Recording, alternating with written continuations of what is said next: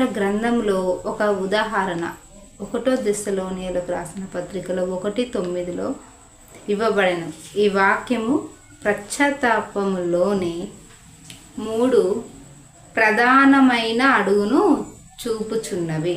3 ప్రధానమైన అడుగును అంటే, ఒకటి దేవుని వైపు తిరుగుట, మరి ఒకటి విగ్రహములను విడుచుట, మరి మూడోది ఏంటంటే దేవుని సేవించుట. ఇవి మనకు తప్పనిసరిగా ఉండాలి. పశ్చాత్తాపము మనిషిని పూర్తిగా ప్రభావితం చేస్తుంది. ఆ వ్యక్తి తన మనస్సును దేవుని పట్ల, తన వ్యక్తిత్వం పట్ల, మరి పాపం పట్ల పూర్తి మార్పును తీసుకొని వస్తుంది. పశ్చాత్తాపం లేకుండా మరి రక్షణ ఉందా? చెప్పాలి, రక్షణ ఉందా?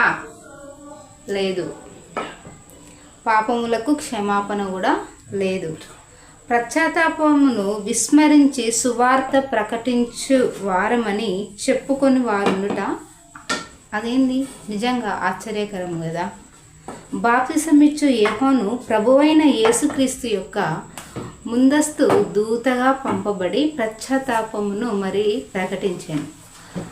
ప్రభు మార్గము సిద్ధపరచుడి, ఆయన త్రోవలు సరళము చేయుడని అరణ్యంలో కేక వేయునొకని శబ్దము అని ప్రవక్త అయిన యెషయా ద్వారా చెప్పబడిన వాడు అతడే. మరి మనం మత్తయి సువార్త 3:2 చూసినట్టయితే ఏముంటుందంటే, ఆ తర్వాత ప్రభువైన యేసుక్రీస్తు వచ్చి పశ్చాత్తాపమును ప్రకటించెను. యేసు ఇలాగూ చెప్పాను, మీరు మారు మనస్సు పొందని ఎడల మీరందరూ అలాగే నశింతురు అంది. మరి లూకా సువార్తలో మరి 13వ అధ్యాయము 3వ వచనంలో ఏముంటుందంటే, యేసు సువార్తను ప్రకటించుచు మారు మనసు పొందుడి అని సువార్తను ఆరంభించాడు. అప్పటి నుండి యేసు పరలోక రాజ్యము సమీపించుచున్నది గనుక మరి మారు మనసు పొందుడని చెప్పుచు ప్రకటింప మొదలు పెట్టాను. ఎవరు? యేసు ప్రభు.